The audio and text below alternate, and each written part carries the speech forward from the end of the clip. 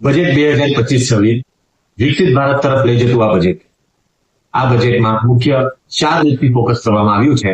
પહેલું એગ્રીકલ્ચર, બીજું એમએસએમઈ, ત્રીજું ઇન્વેસ્ટમેન્ટ અને ચોથું એક્સપોર્ટ. એગ્રીકલ્ચરની વાત કરીએ તો કિસાન ક્રેડિટ કાર્ડની લિમિટ વધારી દેવામાં આવી છે. કોટન પ્રોડક્ટિવિટી માટે મિશન્સ લોન્ચ થયા છે. એમએસએમઈની જ્યારે વાત કરીએ તો એમએસએમઈની ડેફિનેશનમાં પણ રિવિઝન છે. જ્યાં પહેલા માઇક્રો, સ્મોલ અને મીડિયમ એન્ટરપ્રાઇઝમાં ઇન્વેસ્ટમેન્ટ 1 કરોડ, 10 કરોડ અને 50 કરોડ સુધીનું હતું. એને રિવાઇઝ કરીને ઇન્વેસ્ટમેન્ટ 2.5 કરોડ, 25 કરોડ અને 125 કરોડ સુધી કરીને એમએસએમઈની ડેફિનેશન ને એમએસએમઈનું બ્રેકેટને વાઇડન કરવામાં આવ્યું. આનાથી એમએસએમઈના હજી લોકો એમએસએમઈનો લાભ લઈ શકશે અને રોજગારી પણ પેદા થશે. આના સિવાય જ્યારે આપણે વાત કરીએ ઇન્વેસ્ટમેન્ટની, investment in economy, in people and in innovation, research અને ઇનોવેશનમાં ઘણું ઇન્વેસ્ટમેન્ટનો ભાર છે. આ વખતે આર્ટિફિશિયલ ઇન્ટેલિજન્સ પર 500 કરોડનું આઉટલે કરવામાં આવ્યું છે આ બજેટમાં.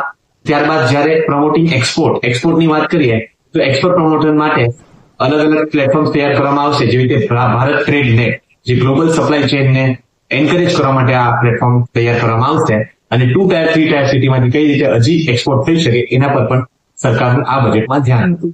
ત્યારબાદ મિડલ ક્લાસની વાત કરીએ તો ઇન્કમ ટેક્સના સ્લેબ રેટ્સ, જે 12 લાખ સુધી કોઈ ઇન્કમ ટેક્સ ભરવાનું આવશે નહીં મિડલ ક્લાસને, અને એનાથી એ લોકોનું કન્ઝમ્પશન પાવર અને સ્પેન્ડિંગ પાવર બંને વધશે. Thank you.